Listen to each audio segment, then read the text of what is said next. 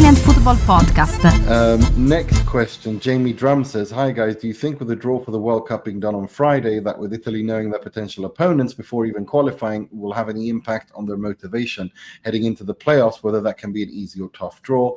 Also, which would be your nightmare and dream draws for Italy on Friday based on the pots? Okay, well, let's do a preview of the World Cup draw.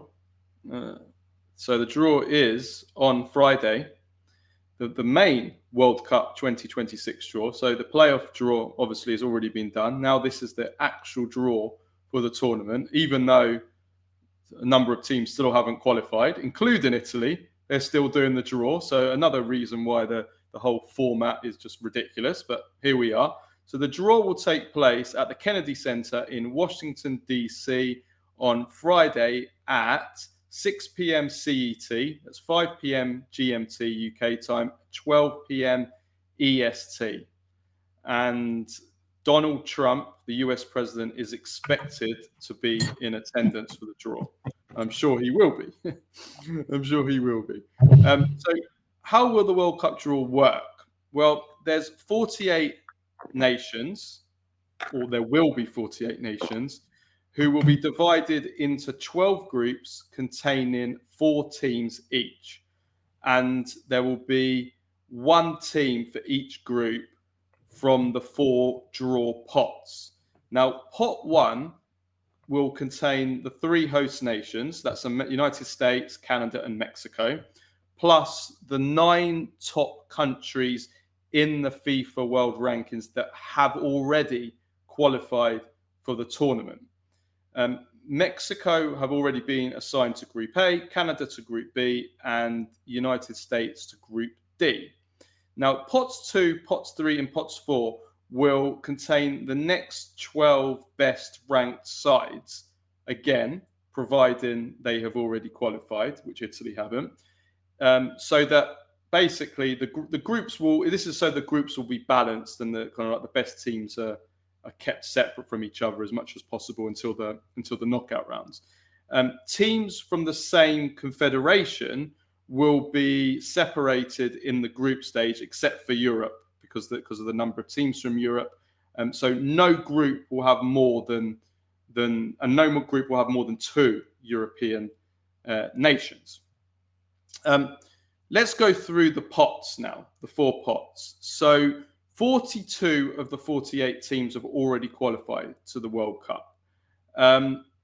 So as I mentioned before, pot 1 has the 3 hosts, and they've already been assigned to their groups, plus the next 9 highest ranking teams. Now, FIFA has confirmed that the remaining 6 qualifiers that still need to qualify via the playoffs, which includes Italy. Now, those are 4 European teams via the European playoffs, and 2 versus via the interconfederation playoffs. Those games not played until the new year in March. Now, those teams that qualify from those playoffs will be automatically put into pot 4. So that means that Italy will not be seeded. They will be in pot 4 for this draw. So what I'll do now is, and there should be some graphics to accompany this, I'm going to read through the pots. So pot 1, these are the teams in pot 1. Mexico, Canada, United States as co-hosts, and then Spain, Argentina, France, England, Brazil, Portugal, Netherlands, Belgium, and Germany as the top-ranked nations who have already qualified. So that's pot 1. Now, pot 2 is done on the FIFA World Ranking. So the teams in pot 2 are Croatia, Morocco, Colombia, Uruguay, Switzerland, Japan, Senegal, Iran, South Korea, Ecuador, Austria, and Australia. And then pot 3, Norway, Panama, Egypt, Algeria, Scotland, Paraguay, Tunisia, Ivory Coast, Uzbekistan, Qatar, Saudi Arabia, and South Africa. And then pot 4 are Jordan, Cape Verde, Ghana. I'm going to pronounce it. Can you tell me the correct pronunciation of this? Curacao, I think it is. Curacao. Okay. I think Curacao, yeah. Yeah.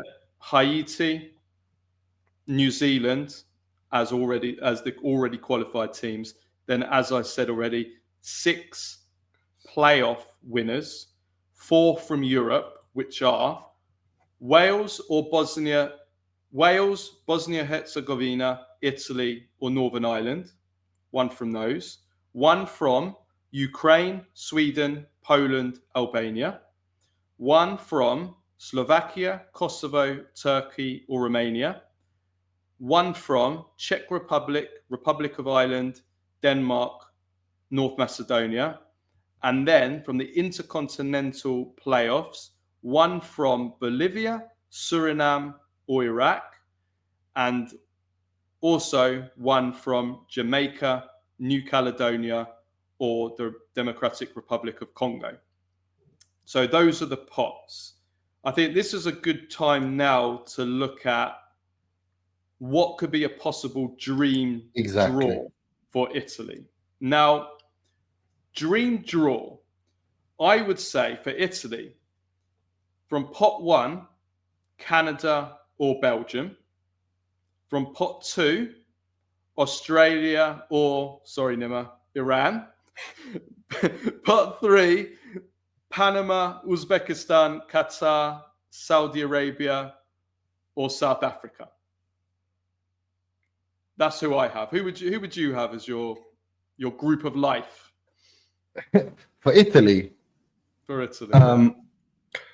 I think we should also remember that they're because of the fact that there's 16 teams in from Europe, there's a maximum of, I think, 2, or is it guaranteed 1 European, minimum 1 European team per group. I think I read somewhere. Yeah. Correct. Yeah. So there's a maximum of 2 European. So, but what that means is also that Asia and Africa and South America, they can't have more than 1 team. Like those others, they can only be 1 team per other confederation. Yeah. So I think we have to note that. So that means that Italy will definitely have another, if they make it, they'll have another European side in their group. So, well, if I'm looking at the other pot, it's from pot 2, nightmare would be Croatia, Switzerland. I'm not too fussed. Austria, maybe. So-and-so. Norway and Scotland, I don't think Italy would love to avoid both of those.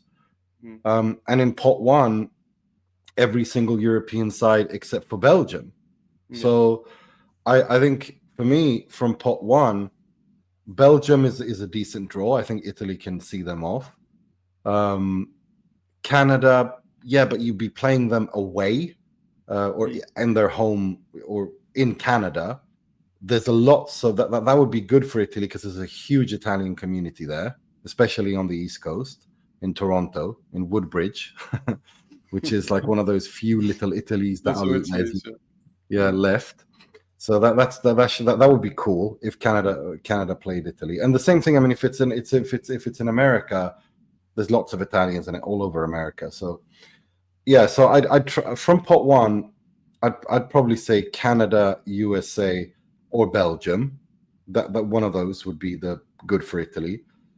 In pot 2, I'd say Australia. I'm not too impressed by Australia. No. Iran are a mess. They're coached by someone who is essentially just an uncle. Someone's uncle got the job. whose football analysis stretches to saying things like, "Oh, well, that's football. What are you going to do about it?" Like that's literally his football analysis. So I mean, Australia, Japan are a good side. We've seen them do. They always do well. You want to avoid Croatia. You want to avoid Morocco. Uruguay are not easy. So those teams are the ones you want to avoid. In pot 3, I think Italy would like to avoid Norway and Scotland like the plague. But yeah, it's a bit. I don't know. It's for me. It's a question of who you want to avoid, if that makes sense. Yeah, definitely. I would say dream draw because you've rightfully said that we have to have one European. Yeah. My dream draw is Belgium, Australia, Panama. Yeah, that's the draw. We're in pot 4. Yeah. Nightmare draw, group of death for me would be Spain, Morocco. Oof. We can't have another European team. Actually, Ivory Coast, maybe. Probably Algeria are no easy. Senegal in pot 3 because Senegal are good. Oh no, they're pot 2. Oh, they're in pot 2. They're pot 2. So I would probably say, oh gosh, nightmare draw for Italy. You know what? Because I would say then let's put Argentina then. Let's say Argentina. Then I would say a nightmare draw because we can only have one other European team would be Argentina, Morocco, Norway. That would be horrible. That would be absolutely horrible. And Scotland are not easy either. I think with the number of Serie A players in Scotland, and I think Italy would like to avoid them. And the Serie A MVP Scott McTominay as well. Like he's playing the football of his life. I think Italy would want to avoid them like the plague. Yeah. Oh yeah, for sure. But of course, we have to get there first. So the teams that are in the playoffs, as I said, the final six spots at the World Cup will be filled by 4 teams from UEFA playoffs and 2 from the Interconfederation playoffs. I can't talk. UEFA playoffs have 16 teams participating, 12 runners-up from the European qualifiers, plus 4 teams who qualified via the UEFA Nations League, like Sweden, who didn't win a single game in the World Cup qualifiers, somehow in the playoffs. And the fixtures are, for Italy versus Northern Ireland, Wales versus Bosnia-Herzegovina. That's Path A. Path B, Ukraine versus Sweden, Poland v Albania. Path C, Turkey v Romania, Slovakia v Kosovo. Path D, Denmark v North Macedonia and Czech Republic versus Republic of Ireland. And then the finals will be the winners of each of those playing against each other. The semi-finals list playing against each other in each path. The games are taking place 26th of March for the semi-finals, 31st of March for the finals, and then exactly the same for the Interconfederation playoffs. Path A is New Caledonia versus Jamaica.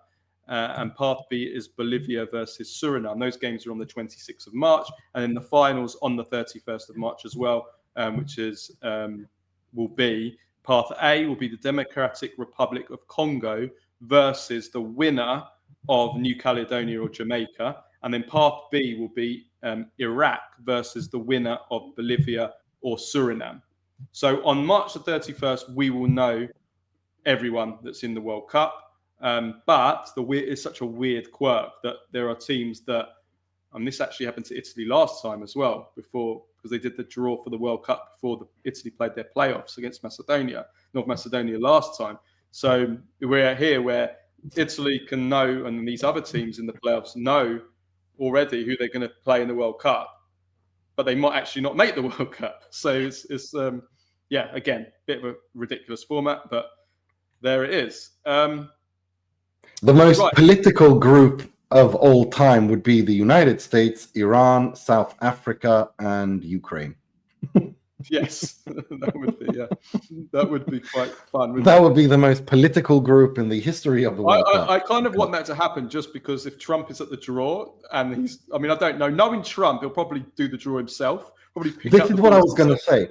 I hope that FIFA have understood the comic value of having Donald Trump read out the names of the countries and drawing it. This should essentially be an hour long of Donald Trump running around opening balls. That's all it should be. I want him to just go. I want him to open up every single ball. I want him to pronounce the names of every single country. I want that. I need this to happen.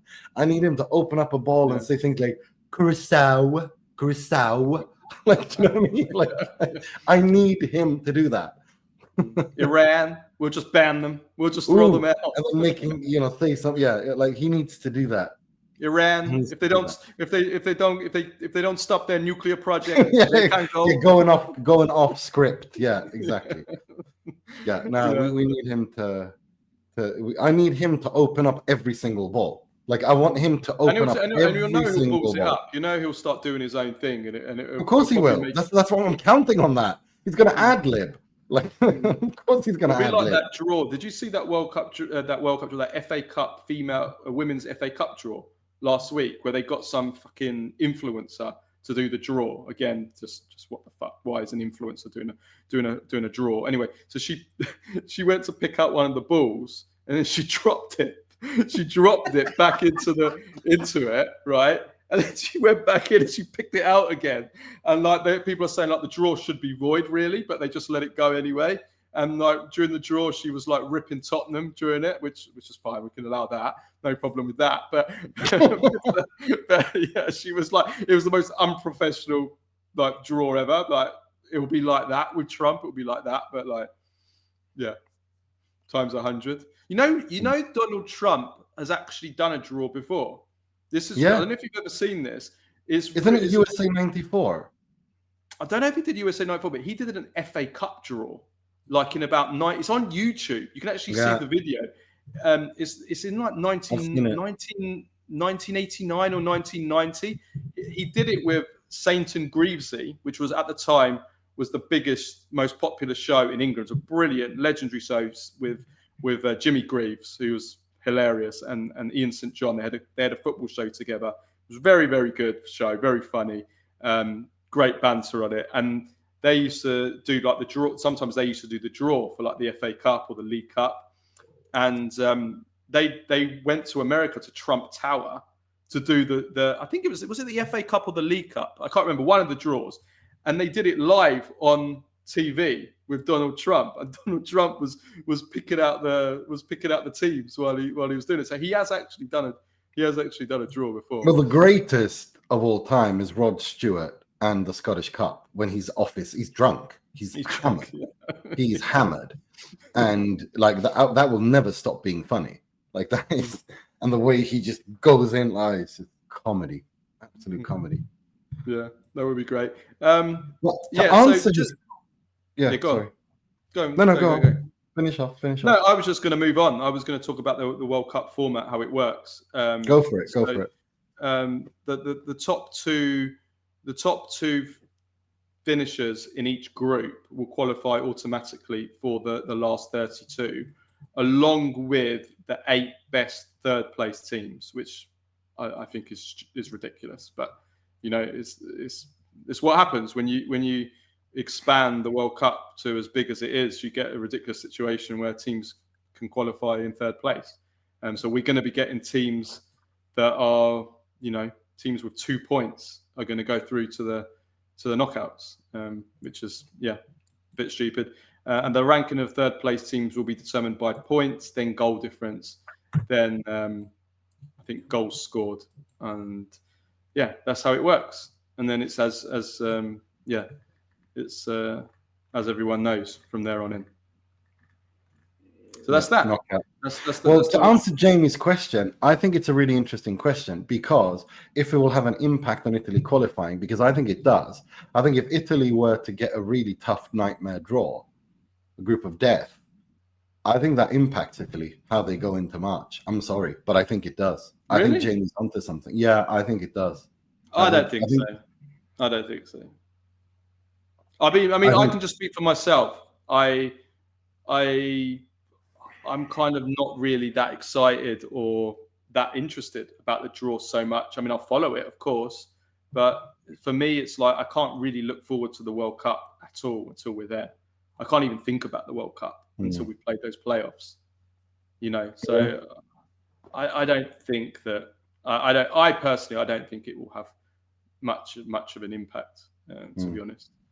I mean, there's enough pressure on that team already. We can't put more pressure on them by saying, "Oh, look, you're going to play against Spain." No, we can't. But whether or not it will have an impact, I think it will. I think if they're given an easy draw, I think they'll see their chance to motivate themselves to do better. That might But be if a it's bad like, thing if they get an easy draw. They might be thinking, oh yeah, if we get there now, we're going to do really well, and then take their eye off the ball.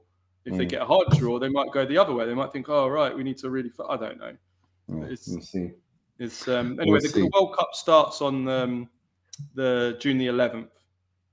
June the 11th is when it starts. The final is on July the 19th. And it's 104 matches in 5-6 weeks. It's Which is a mental. record.